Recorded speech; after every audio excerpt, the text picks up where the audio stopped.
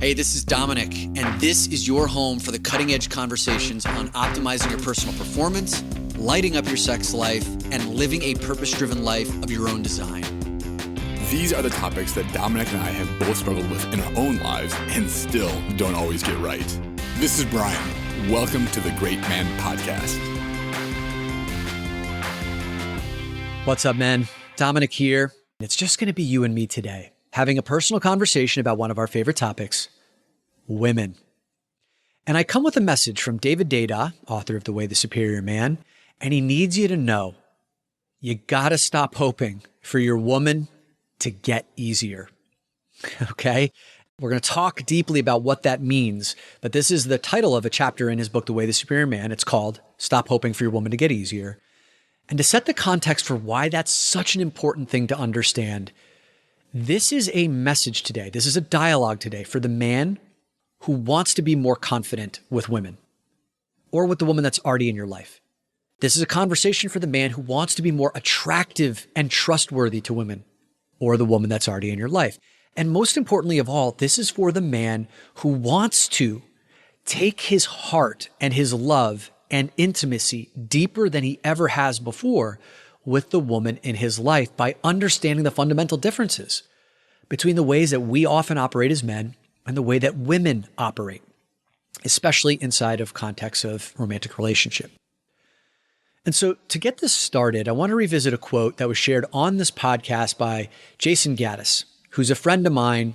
He runs the Relationship School, runs the podcast. I think it's called the Relationship School as well. And he's the author of Getting to Zero. I know many of you guys have read the book. When he came on this podcast, one of the things that he shared was, I'm going to read the quote.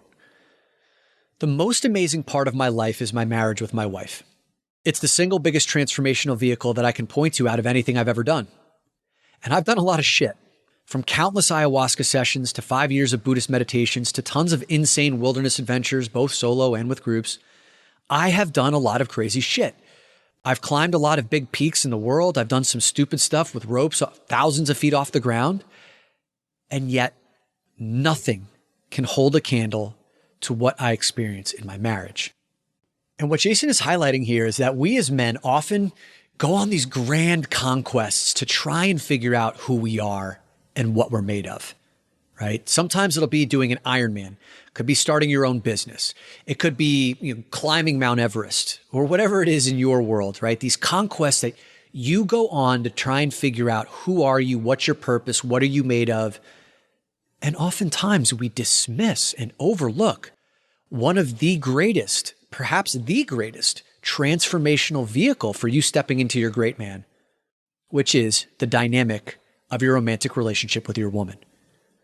Because it certainly seems that there's nobody who knows how to poke at you and hit those weak spots, but also to see the best in you and call out the best in you than that romantic relationship with your woman.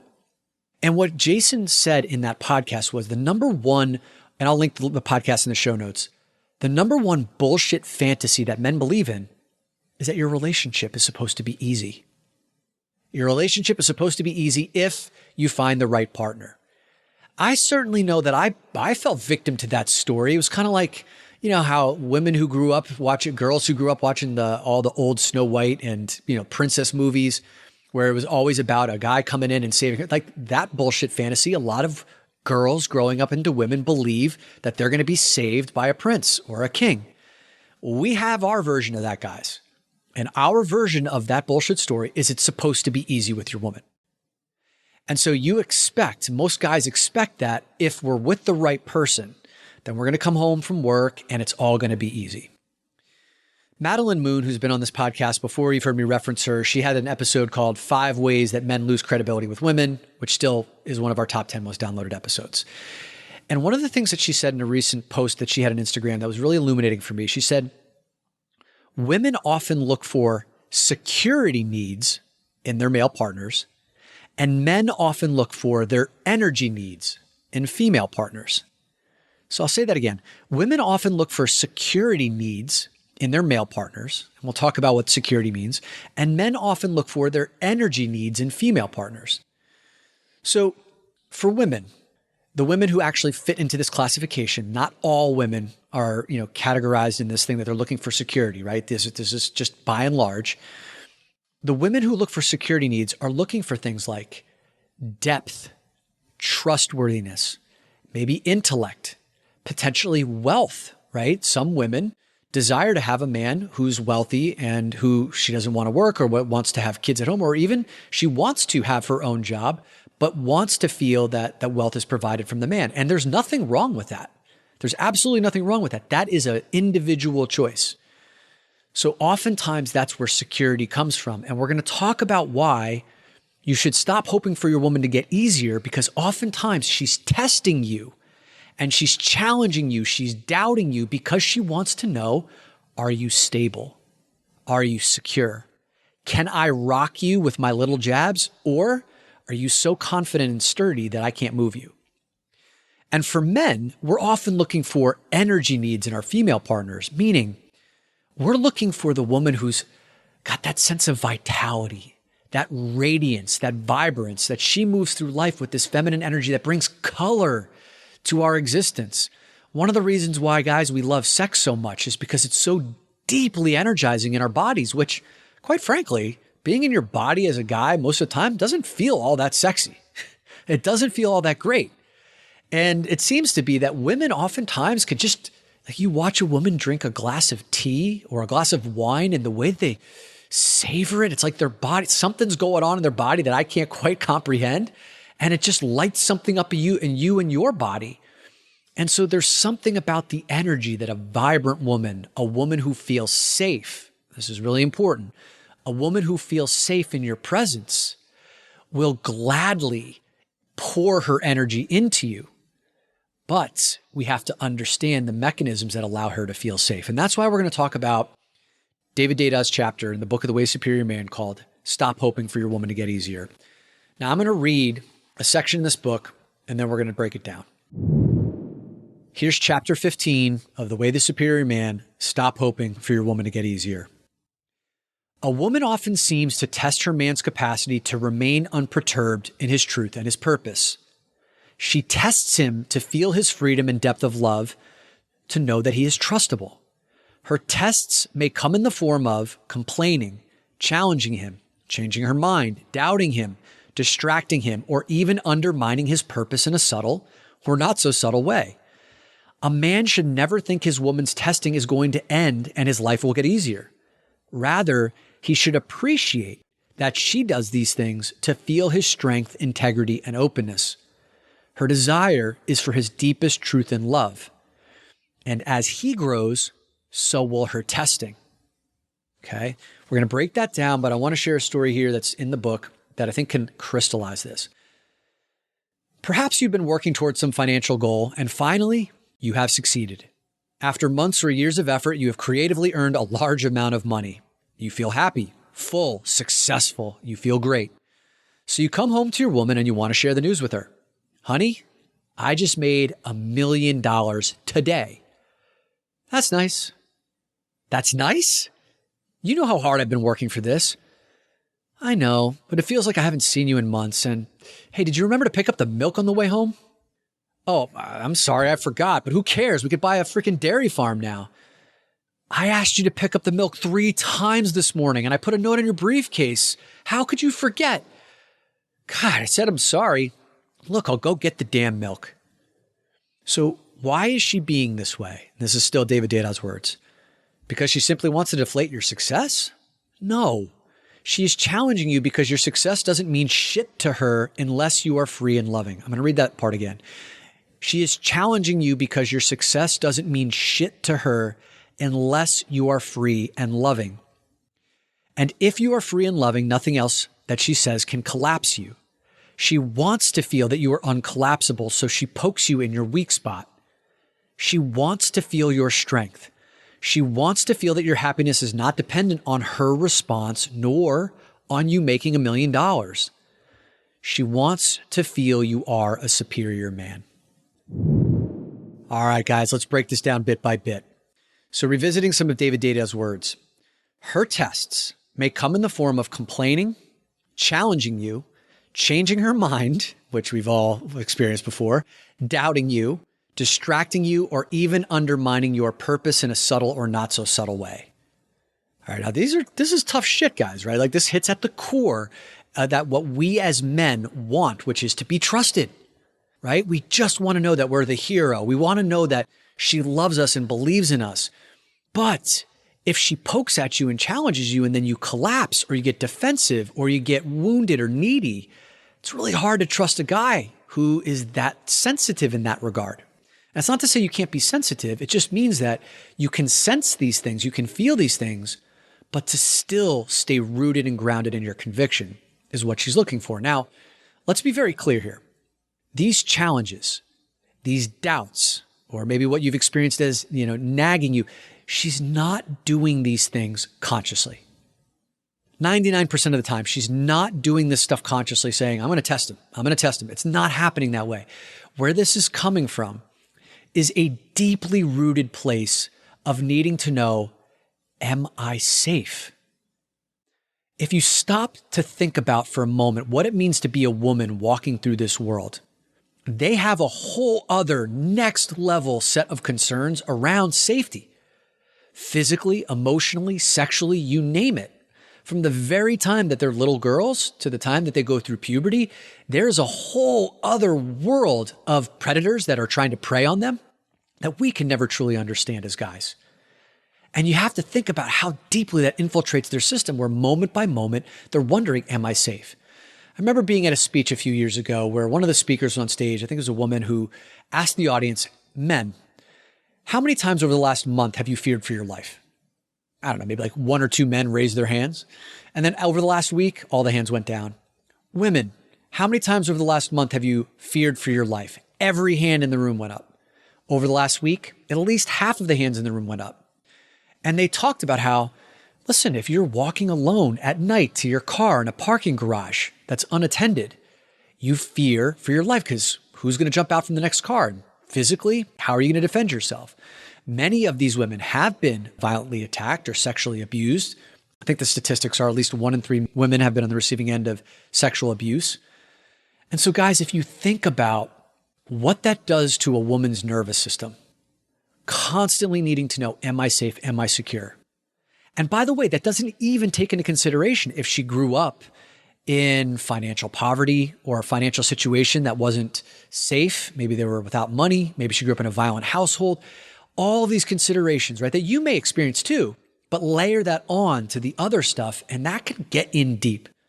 So moment by moment, in any situation she's in, she's testing, am I safe? Am I secure? Can I trust? And because you are her man, you are the one that she's going to test the most because you are presumably the one that she relies on the most.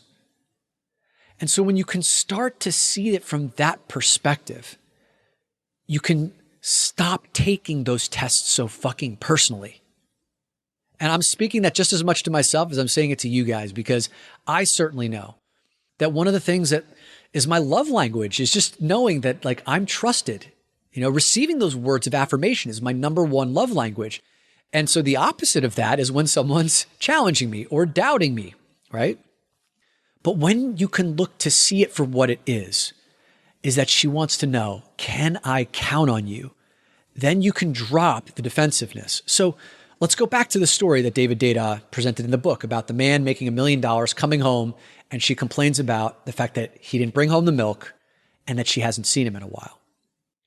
What's happening here is she can't even appreciate the fact that he slayed a dragon, a metaphorical dragon, making $1 million, because she hasn't felt loved by him. He hasn't been around in a while. That makes her feel unsafe.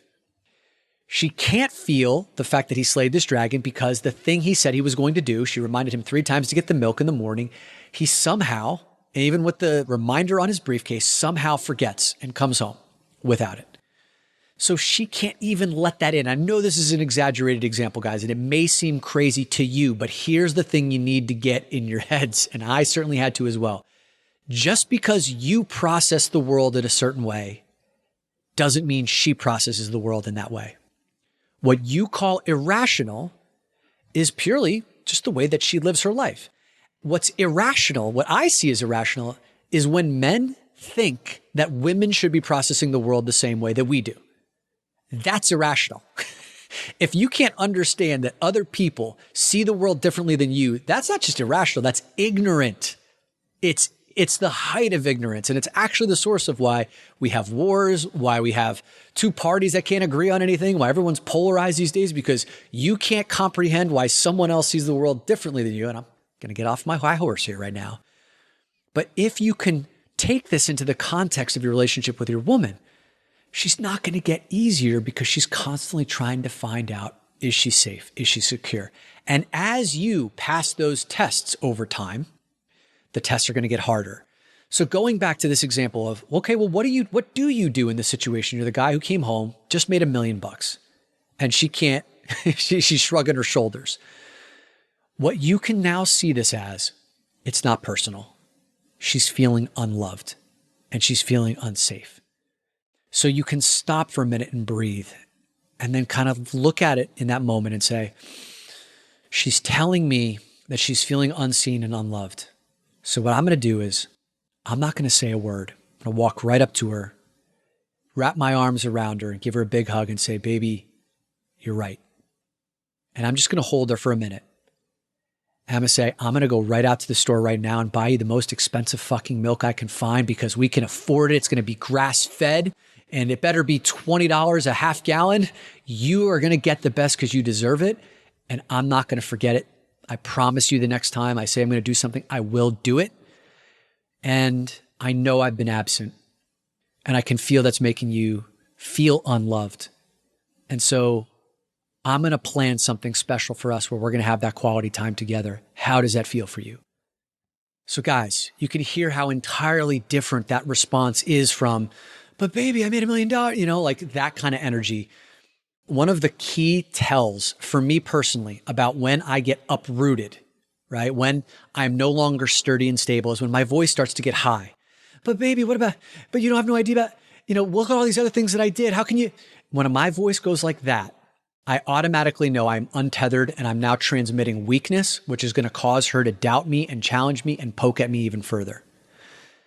There is a chapter in this book that David Gaddis says, your track record is meaningless to her. Which means you could have done 1 million things right. And then in that one moment where you do the thing wrong, that's the only thing that matters in that moment. And it functions like feminine energy quite often functions the same way trust does, right? You can be trustworthy for 20 years and then you do something to break someone's trust and bang, it's gone. Feminine energy often works like that too, guys. And so in these moments, it's so important that we stay grounded. Now, that example of how to handle that situation, right? The milk situation, the $1 million situation where you drop the defensiveness, you put your arms around her, you go be playful with her, you go buy the most expensive milk you can find and plan something to spend quality time together.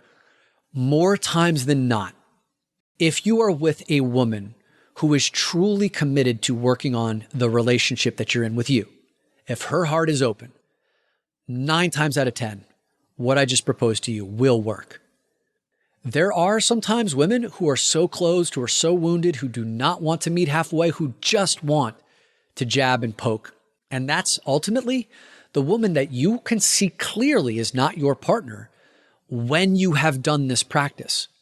You have to be the one who's given up, first of all, on her getting easier and practicing your resilience. Every one of these things is a test. Can I step up? Can I stay grounded? Can I keep my voice and transmitting from a place of certainty? Do I know that she's just coming from a place of figuring out, is she safe? Is she secure? And how do I meet those needs?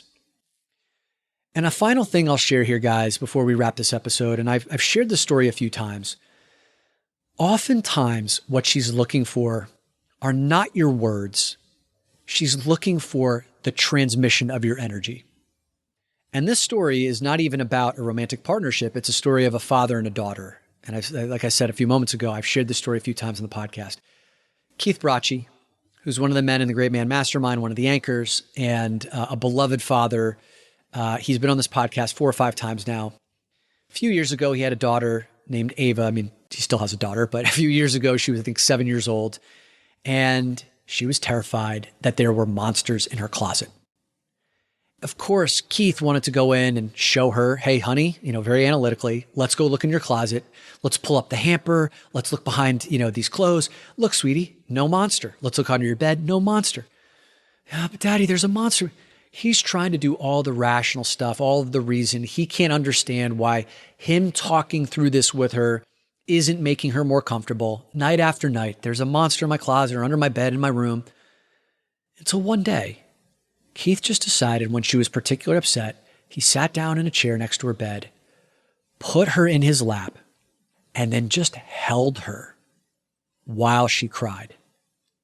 And she cried and she cried and she sobbed and her body shook and he felt terrible because he didn't know what to say. But all he did was put his arms around her and say, I know, baby. I know, baby.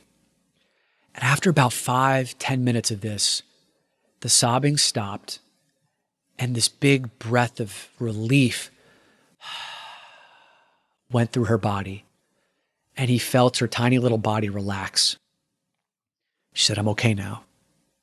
And he picked her up and put her to bed. And that was the end of the monster in the room. What this story tells you guys is she just wanted to feel safe and secure. It had nothing to do with the words that he said. In fact, the words made the situation worse. What she needed was for him to hold that gentle, loving space that I understand that this is what you're feeling, and all I'm going to do is protect and hold you with love. So guys, as you move forward in your relationships with women or in your courtship of women, she's going to test you. She's going to doubt you. She's going to change plans on you, change her mind on you. She's going to tell you that she wants you to plan a date, and then she's going to pick apart the date that you planned. And every single one of these things is either going to be an opportunity for you to fly off the handle or to entrench yourself in your great man, to see that this is a test for you to step further into your power. Stop hoping for your woman to get easier. Hey, did you get something of value out of this podcast? If so, I'm going to ask you a favor. Would you be so amazing as to go over to Apple Podcasts and leave us a rating and a review? Your ratings and reviews can show someone who's just discovered our podcast for the first time that we are worth listening to. And that way we can reach a wider audience. So please head over to Apple Podcasts, leave us a rating and review. You rock.